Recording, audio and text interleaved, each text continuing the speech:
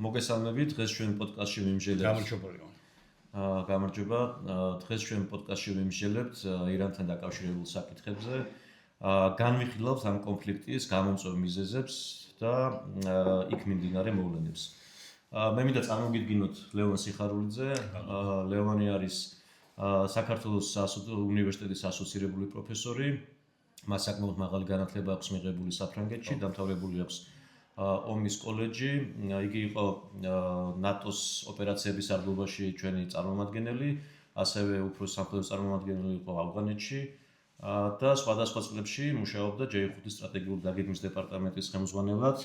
დიდი მადლობა ლევან თქვენი დროისთვის, მოგზაურობისთვის და დიდი მადლობა ლევან რომ გამონახეთ დრო კოლეგიალური საუბრებისთვის. გისმენ. და ჩემი პირველი შეკითხვა შეეხება ირანს დროის ფაქტორიდან გამომდინარე.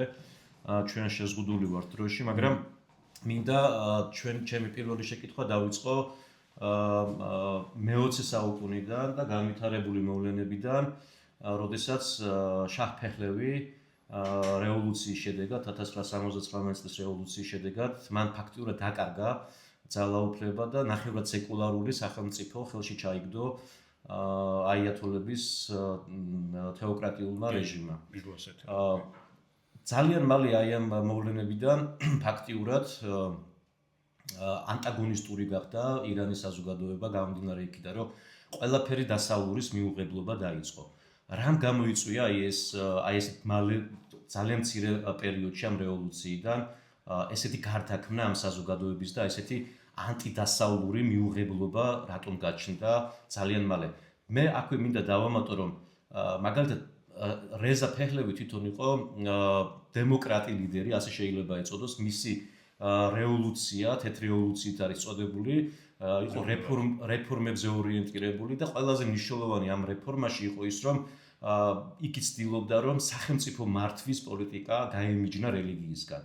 და ის რო დაუბრუნდეთ ჩემ შეკითხვას, რამ განაპირობა ის, რომ მიუხედავად ასეთი რეფორმებისა, მიუხედავად იმისა, რომ მას ჰქონდა სურვილი, რომ თქვათ ხელმისაწვდომი ყოფილიყო განათლება, იქ მიწის რეფორმებთან დაკავშირებით ჰქონდა მას დიდი კარგი ინიციატივები, მიუხედავად ამისა, აბსოლუტურად ძალიან მალე აი ამ საზოგადოებამ რაღაცნაირად მიუღებლობა დაიწყო, მიუღებლობა დასავლური ღირებულებების მიმართ. აი რა იყო ეს გამომწვევი ამ ყველაფრის მიზეზი? გამომწვევი მიზეზი ამის იყო თვითონ ირანული საზოგადოება, რომელიც მზად არ აღმოჩნდა ბოლომდე მიყოლოდა ვესტერნიზაციას. რაღაც დონეზე იგი მისაღები იყო, რეფორმების დონეზე, მაგრამ რაღაც დონეზე იგი მიუღებელი გახდა. ეს მიუღებლობა თავისთავად აპრიული მოცემული იყო საზოგადოების განვითარებაში და უკავშირდებოდა საკმაოდ ესეთ როგორ გითხრა, ცოცხალ წყენებს, რომელიც საზოგადოებაში არსებობდა. რა თქმა უნდა, მათ უნდათ ყველანაირი ის გარდაქმნა, რომელიც ჩამოთვალე, ამიტომ მე მას აღარ გავიმეორებ, მაგრამ არსებობდა გარკვეულწილად რელიგიური ოპოზიცია, რომელთვისაც ეს მისაღები იყო რა, მიუღებელი იყო უბრალოდ. და ძირითადად ყურადღების გადატანა ხდებოდა ისეთ საკითხებზე, როგორიც არის მაგალითად ჯერ კიდევ 1914 წელს უფრო სიღრმეში რო არ წავიდეთ, როგორც არის ირანის დაკნინება, დაისი, დასავლური იმპერიალიზმის აქ შემოსვლა, განსაკუთრებით ბრიტანელების სახით, განსაკუთრებული ურთიერთობებისა და სავაჭრო ლგოტების მოპოვება და ასე შემდეგ და ასე შემდეგ, ხო? 1914-ში არსდება ინგლիս-ირანის ნავთობმოპოვებელი კომპანია. და ასეც ქვია და რამდენადაც მე მახსოვს თვითონ დაახლოებით ირანი ღებულობდა მთელი შემოსავლების 1/3-ს, ხოლო დანარჩენი პრაქტიკულად მიქონდა ბრიტანეთს. იმ უფლებიდან გამომდინარე, რომ კომპანიის დამაარსებელი თვითონ იყო, მისი ასე ვთქვათ, დასავლური სტანდარტების მიხედვით განფორმებელი თვითონ იყო და შესაბამისად ის ტექნოლოგიები და ტექნიკა, რომელიც შემოვიდა, რომ ნავთობის მრეწველობა დაწყობილიყო და არა უბრალოდ ისეთი მოპოვება, რომელიც მანამდე არსებობდა და ამან გარკვეულწილად წარმოშო პირველი უკმაყოფილება. მეორე უკმაყოფილება, ანუ რეალურად ქვეყანა იძარცვებოდა 51% 50-ზე იყო მერე რაზეც შეთანხმდნენ, თუმცა უგემრთვით ბრიტანელების პოზიცია გასაგებია, რომ ტექნოლოგია ჩემია, ტექნიკა ჩემია, სამართლებრივი გაფორმება ჩემია, საზღვარგარეთ სამსოფლიო ბაზრობაზე გატანა ჩემია, მოხმარება ყველაფერი ჩემია და აქედან გამომდინარე მე ვითხოვ გაცილებით ფორმებს. ყურადღებას თუ მიაქცევ, ანუ ის პერიოდი, რამდენიც მე მახსოვს 1914-45 წლები, პრაქტიკულად პირველი და მეორე მსოფლიო ომი, ბრიტანეთის სამეფო ფლოტი და ყველანაირი ტრანსპორტი პრაქტიკულად მოძრაობდა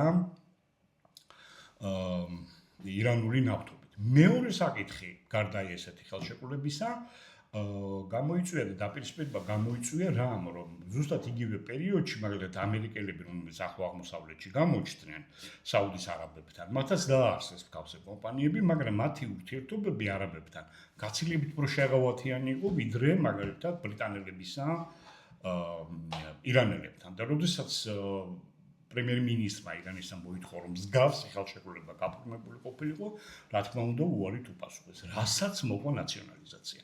არ დაგავიწყდეს, ეს 50-იანი წლებია, ცივი ომი უკვე დაწყებულია. ნაციონალიზაცია აღიქმება რამის სოვეტიზაციად.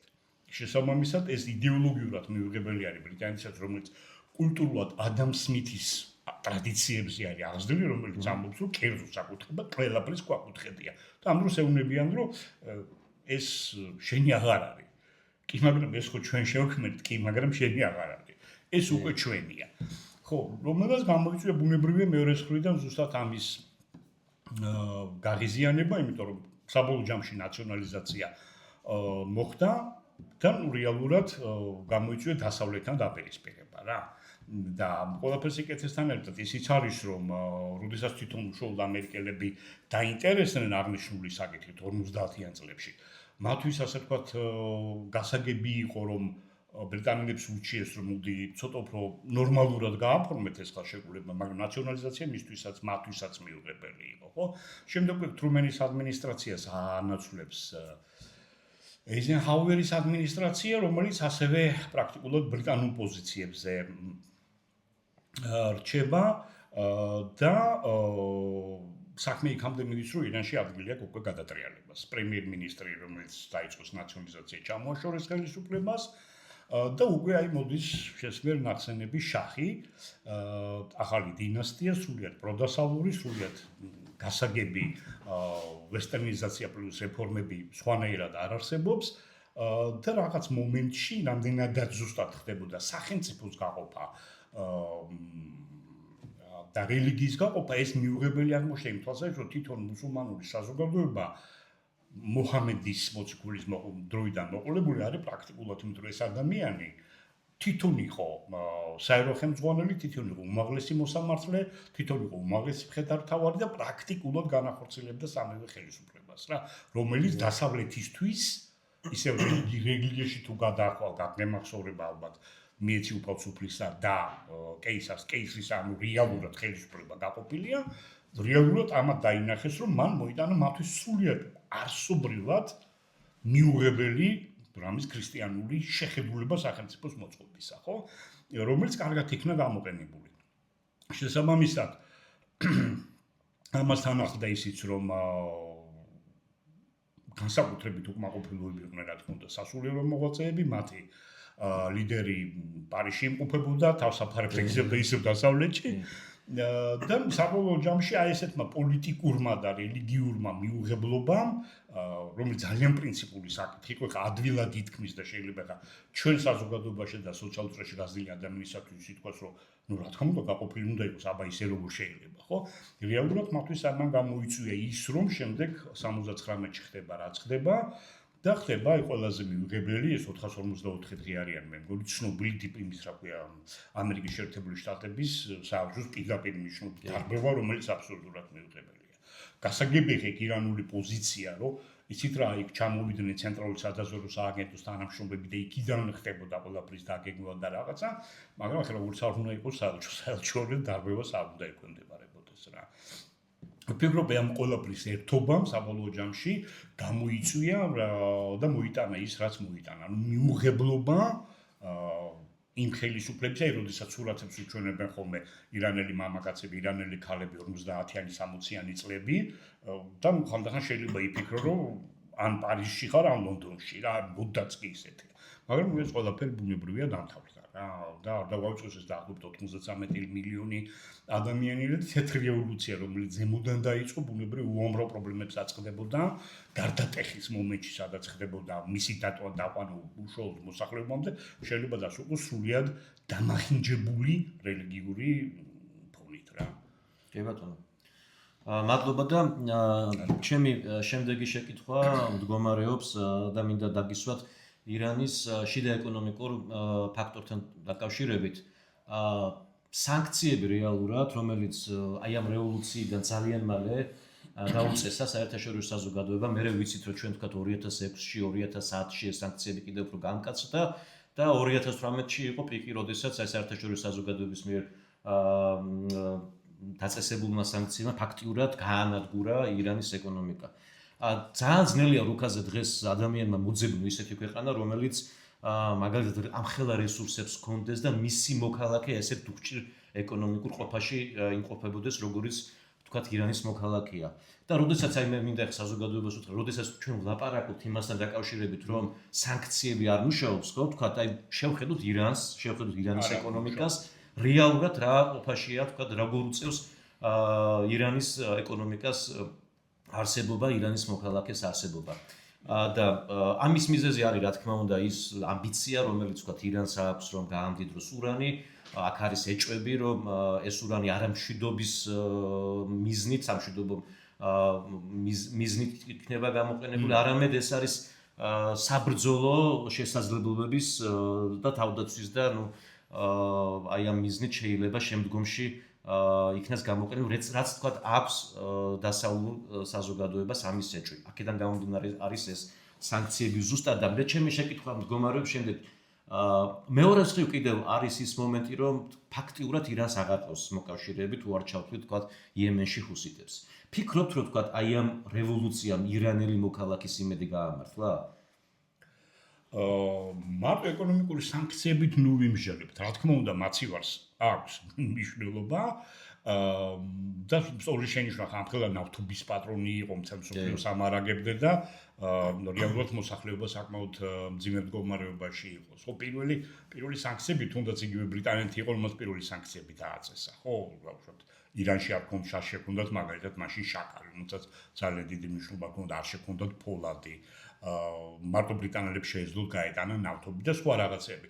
რა თქმა უნდა, ამას ძალიან დიდი მნიშვნელობა აქვს და როდესაც 2015-ში გახსოვს ობამა მოვიდა ხელისუფლებაში, მან გადაწყვიტა, რომ ამ საკითხისთვის როგორც წესია ლიბერალურ დემოკრატიისთვის მოლაპარაკებებით ხანგრძლივი მაგრამ რაღაც ოქროს შუალედი მოეძებნა, რომ სანქციები შეუმსუბუქებს იმის ფასად, რომ მოროტელუიმი გამოცხადდა ის რა ქვია ურანის გამდიდრებაზე და სხვა მასთან დაკავშირებულ საქმიანობაზე ირანში რამდენადაც მე ცხადად მახსოვს ტელევიზორის ეკრანიდან მოკლედ დიდი ფეერვერკები გაიმართა და დიდად ზეიმობდნენ რომ ლაპარაკი იმაზე რომ სანქციები არ მუშაობს არ არის მართალი სანქციები ძნელად მუშაობს იმიტომ რომ ეს მშვიდობიანი მეთოდი არის ხო თუ არ ვცდები ეს არის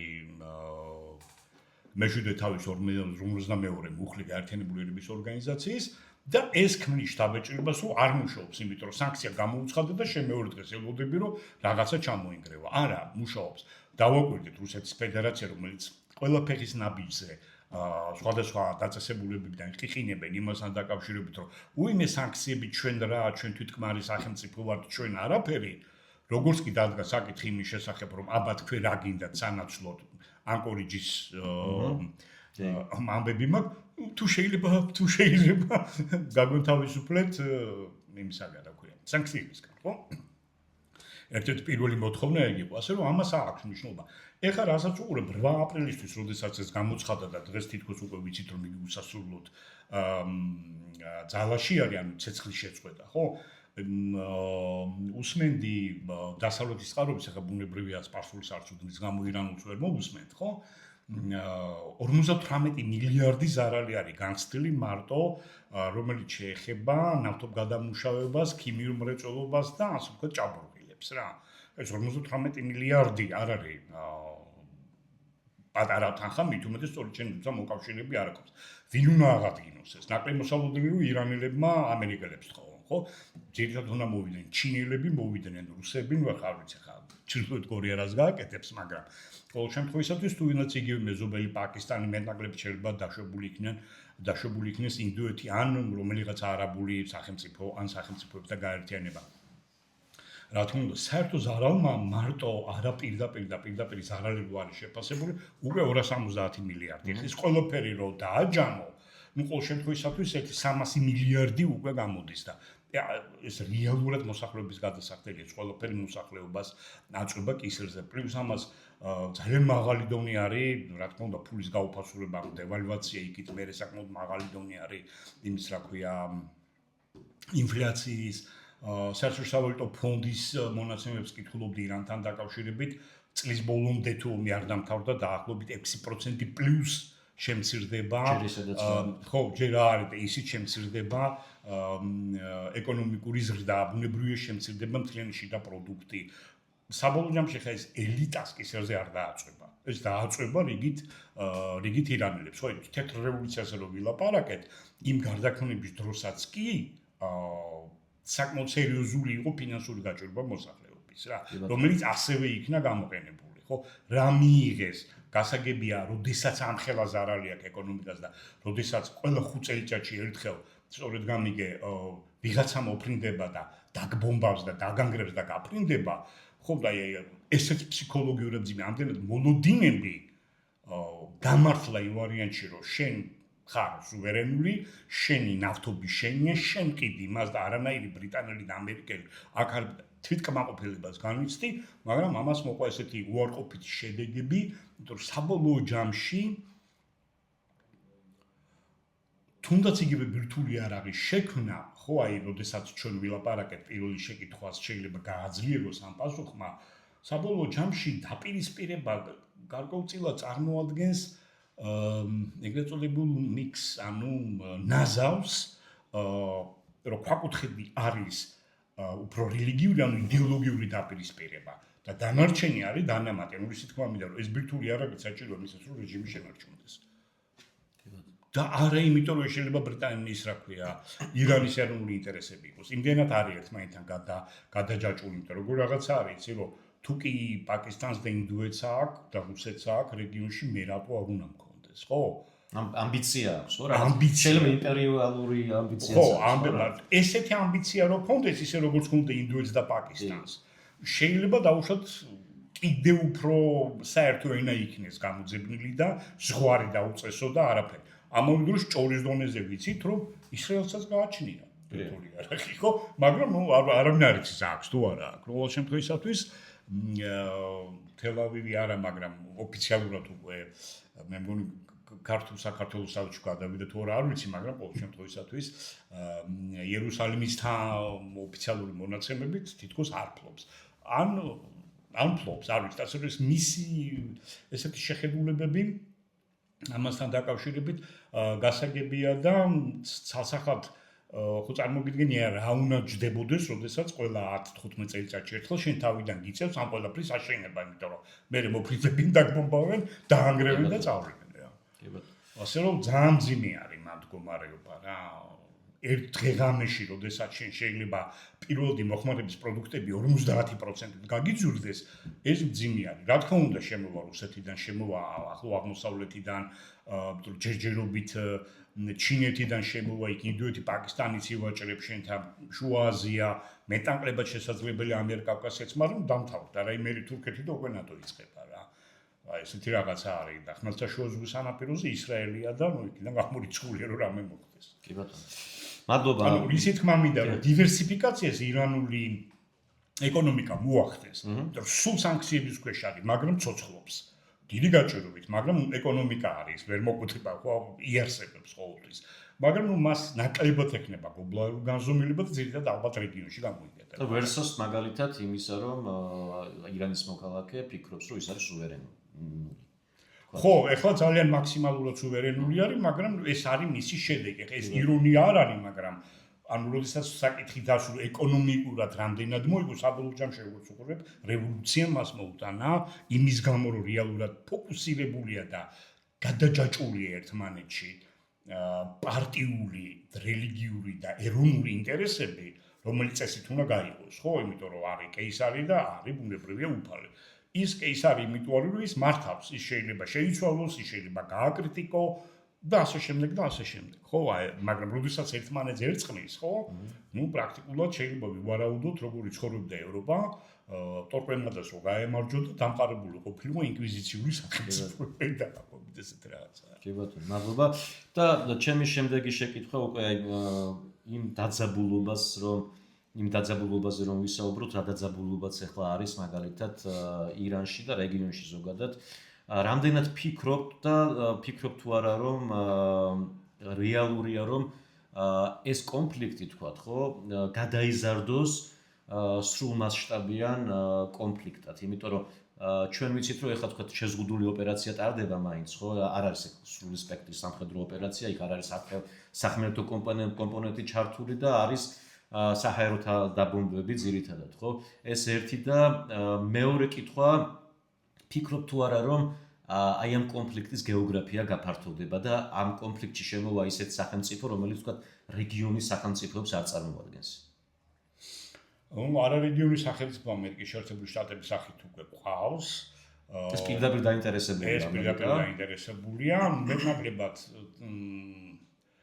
სამხედრო ბაზების სახით ბრიტანელები და ფრანგებიც არიან, იმიტომ რომ მოგეხსენება სრულიად შემთხვევით ერთი ბრიტანელია დაღუპული, 3 ფრანგი წამედი დაჭრილი.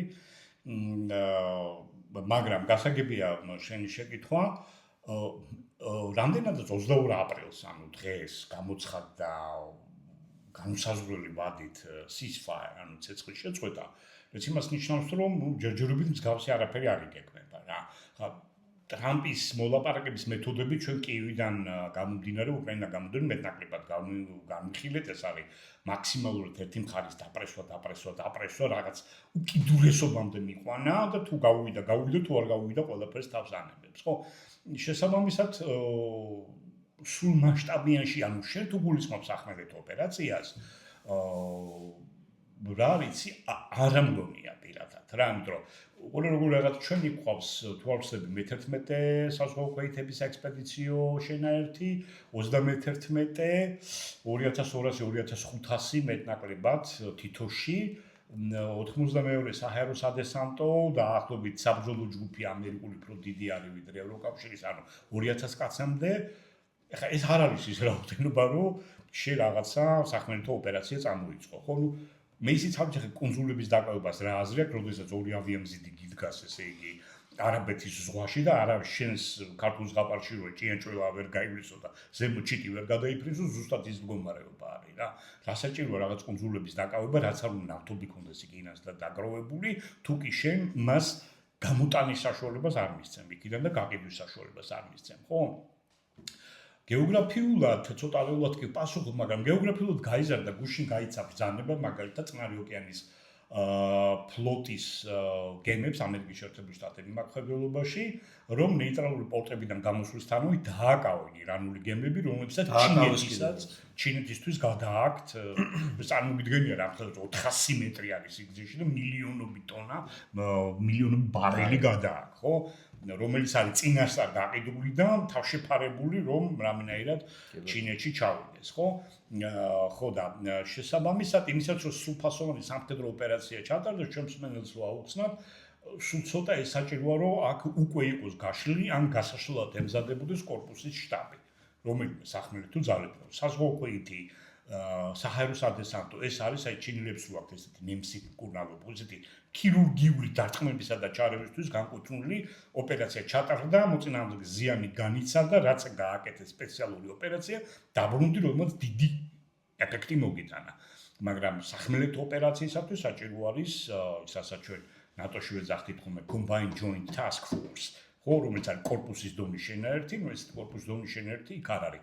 ჯერჯერობით არავინ არ ჩადის, არც ამერიკის შეერთებული შტატებში არაფერი ბრძანებები გაცემული არ არის აღნიშნული ძალის მობილიზაციის შესახებ, ასე რომ ჯერჯერობით ეს წარმოუდგენელია.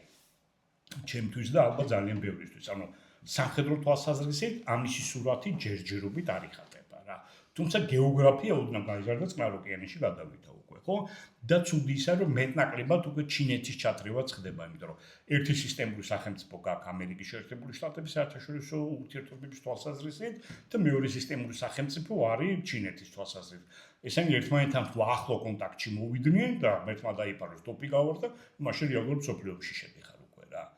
და ამდენად არ ვარგა, როდესაც მეტნაკლებად ესეთი დიდი მოცულობის სახელმწიფოები ერთმანეთთან თუნდაც მსუბუქ, მაგრამ რაღაც შეხებაში მოდიან. ჯობია შეხებაში არ იყვნენ, მაგრამ ხა როდესაც ჩინეთი 19%-ს მოიხმარს საწვავისა, პროფესორი თავისი საწვავის 19% ირანში ყიდულობს, ეხა 20%-იანი დააკარგა, ხო, თქო 5% ნავთობისა და ნავთობპროდუქტებისა და ქიმიური დაასრულა დარტყმა.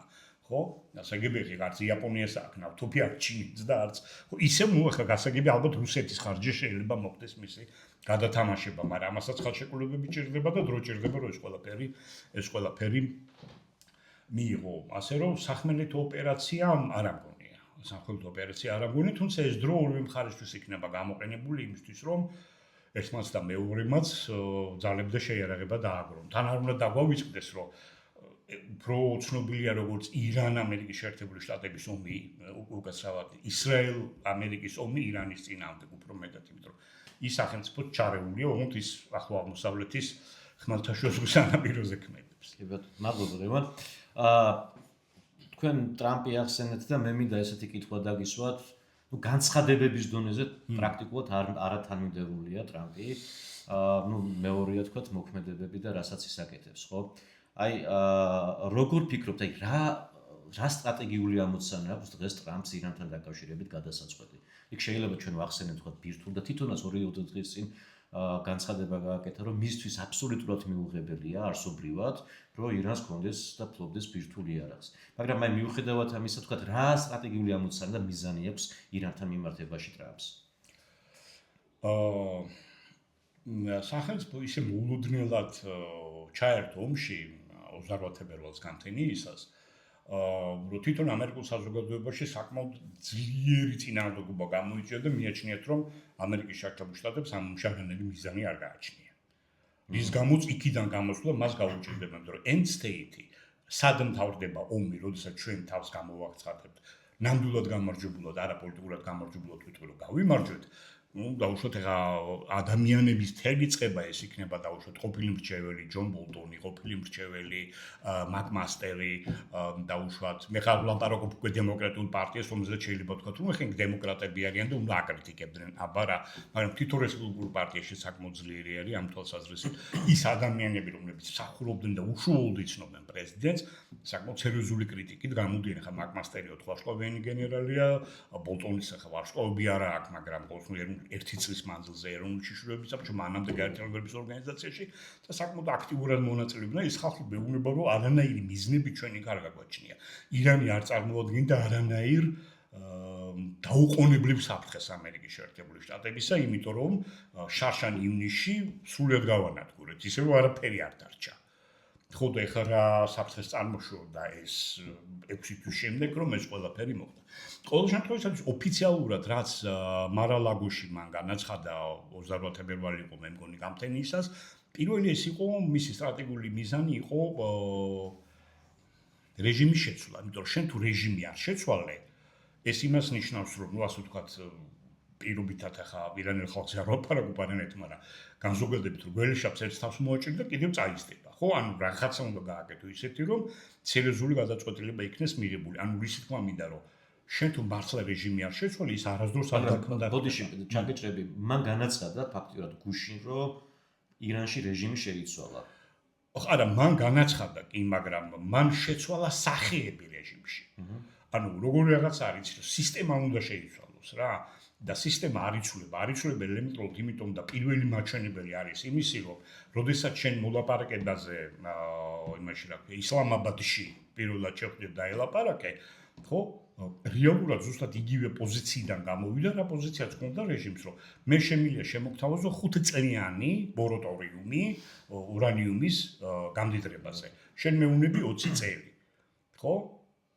და მე არ ზოგადად არ ვთმობ, ანუ რეჟიმი რო შეიცვალოს, ეს იმას ნიშნავს, რომ რეჟიმი გეტყვის, რომ კი ბატონო, მე აღარ ვაწარმოებ ურანიუმის გამდიდრებას, მოდი გადავცეთ ყველაფერი გაერთიანებული ერების ორგანიზაციას, რომელიც აქ ჩამოვა და შენი მეთვალყურეობის ქვეშ ირანში ავაშენებთ 5-ან 10 ბირთვულ მშვიდობიან რეაქტორს, რომელიც იმუშავებს იმისაც, რომ ვაწარმოოთ ენერგია. მით უმეტეს ამდენი ომის შემდეგ მე მჭირდება საკმაოდ დიდი რაოდენობის ენერგია. ამდენად მას მიაჩნია, რომ კი შეიცვალა, მაგრამ მის გარდა ყველას მიაჩნია, რომ არაფერი ირანში შეცვლილი არ არის რა. ეს არ არის მხოლოდ რაღაც იქ პარიზში და ლონდონში ხმები, არამედ როგორც გითხარ, ეს არის მთელი რიგი წყება დემოკრატებისა. კაი, გადავდოთ გვერდზე დემოკრატები, პოლიტიკური პარტია, ოპოზიცია, აკრიტიკებენ, გასაგებია, მაგრამ თვითონ შენი მომხრეებშიც ბუნებრივია ამაზე ერთი აზრი არ არსებობს, ხო?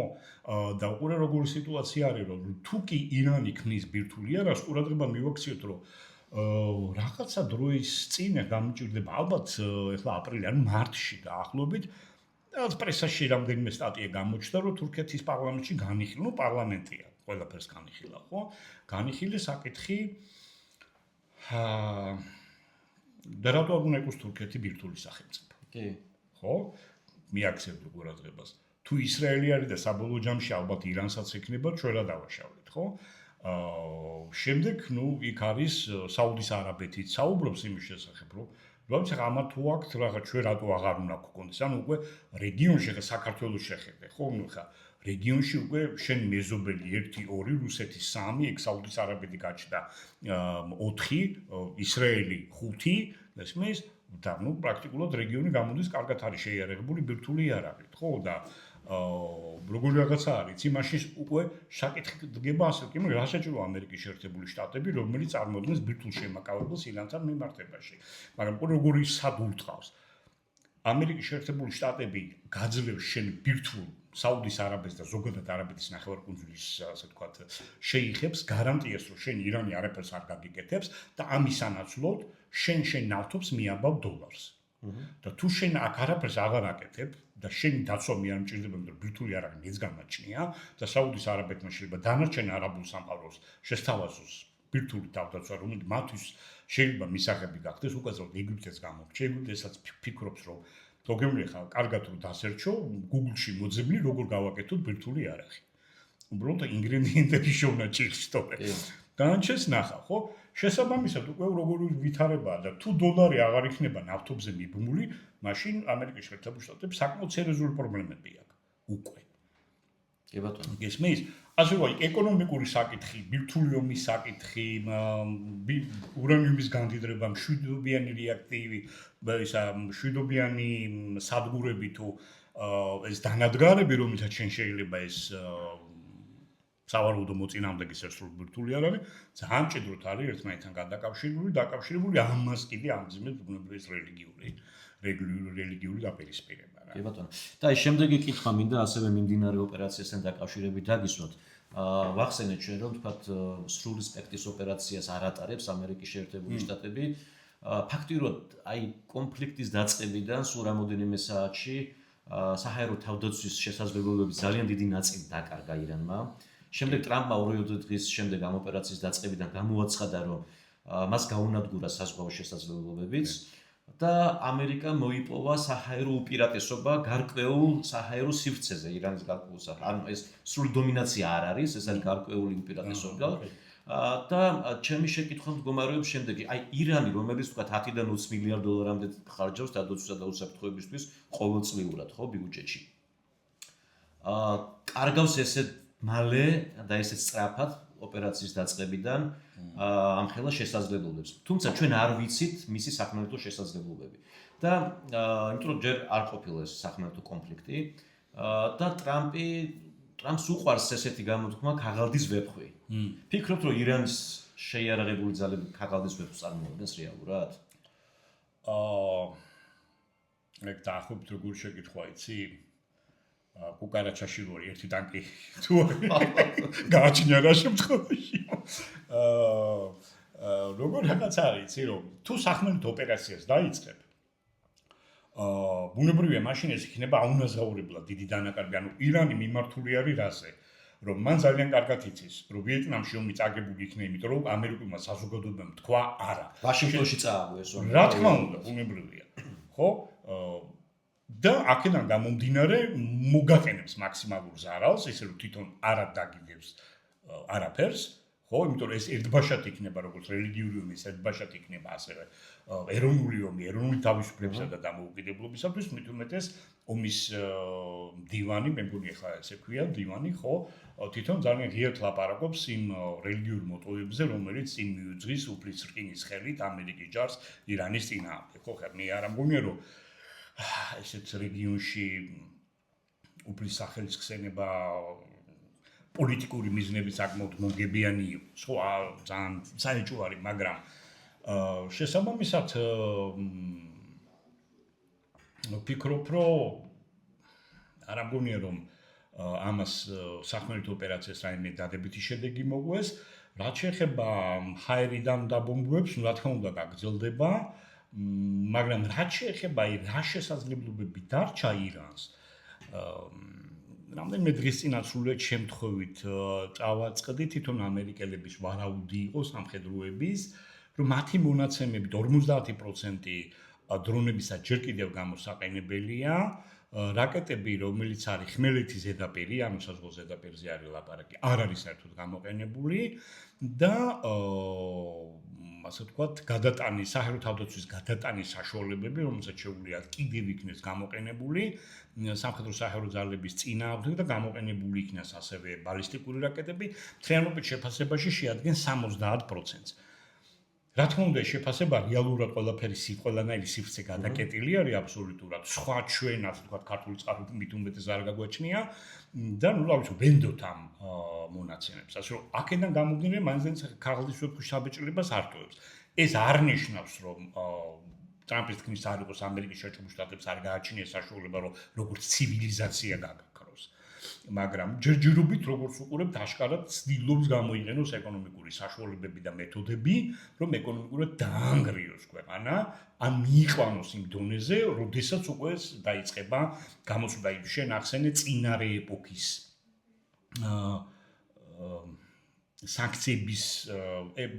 სანქციები და იქ თუ ავსდები 2005 წლის ზამთარი იყო, როდესაც თეირანში გამოსვლები იწყება ელემენტარულად, იმიტომ რომ სანქციებმა ისე დაახშვა ადგილობრივი მწარმოებელი, სხვა არაფერი არ წმინდა წყლის ეკონომიკური და შესაბამისად ეკონომიკამ შეიძლება გამოიყვანოს ხალხი ქუჩაში, მაგრამ ნუ ახლა იანვრის მოვლენები ნახე ხარ ციფრებს იძახიან 10,000-დან ხო გუში მოვისმინე ვიღაცამ 40,000-იც დააბრეხა მოგაცრავად.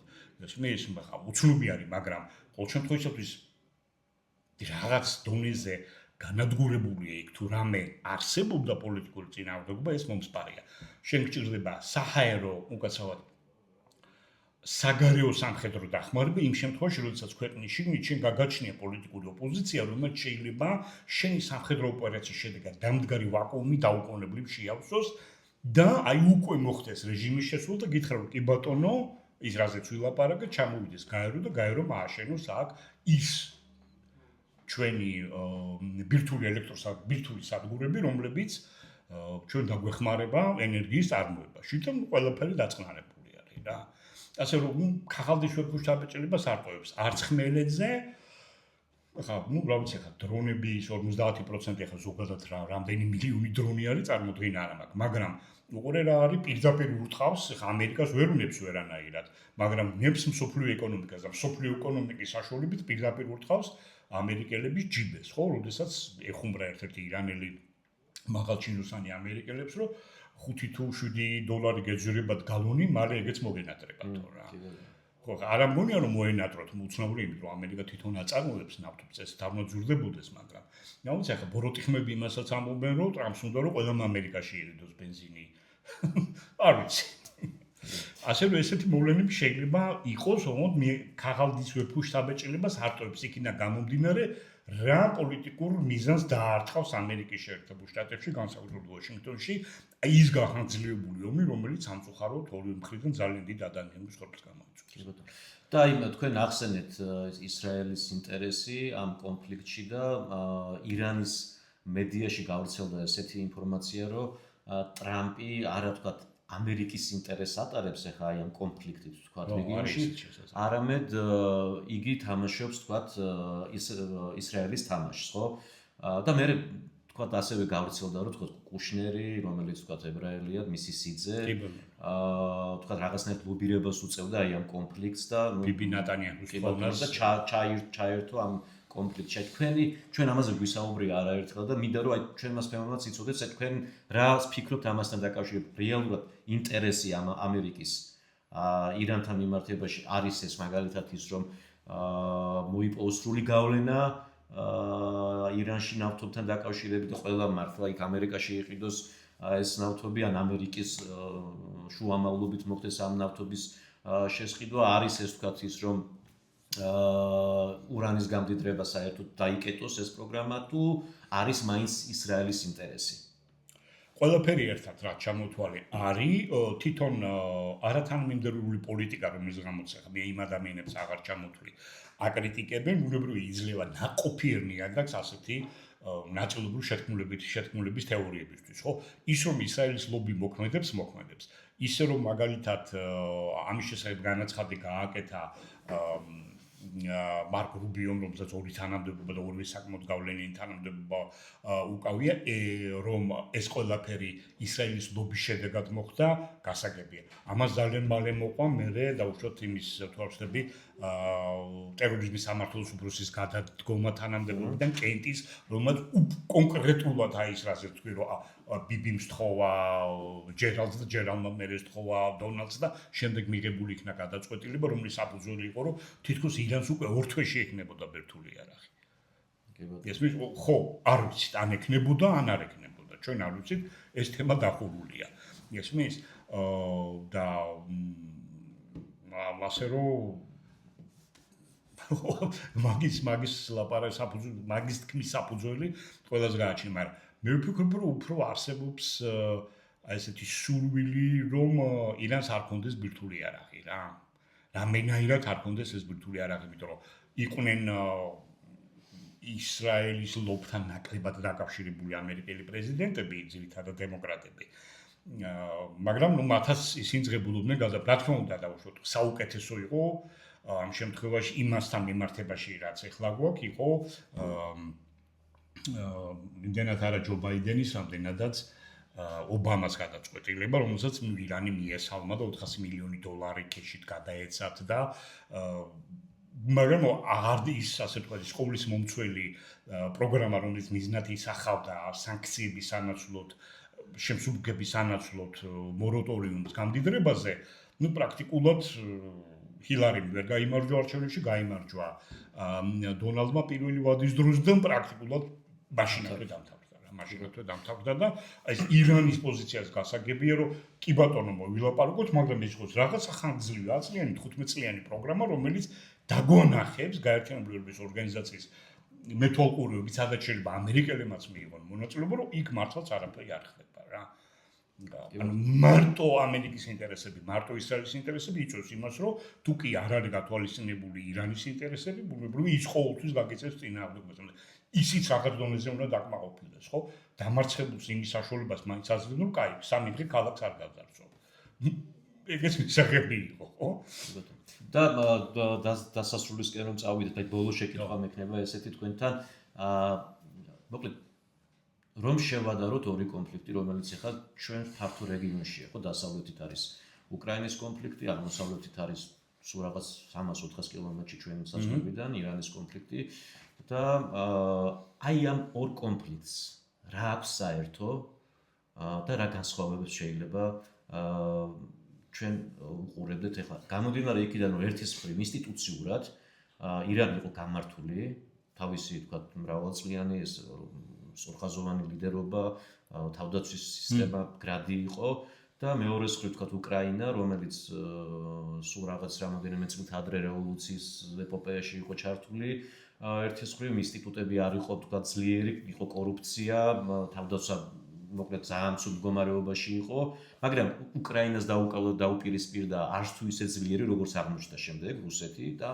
ირანს დაუპირისპირდა საკმაოდ დიდი და ძლიერი ძალა, როგორიც არის თქვა ამერიკის შეერთებული შტატები და ისრაელი. რა განსხვავება აქვს აი ამ ორ კონფლიქტზე, რა საერთო აქვს თუ შეგიძლიათ თქვა?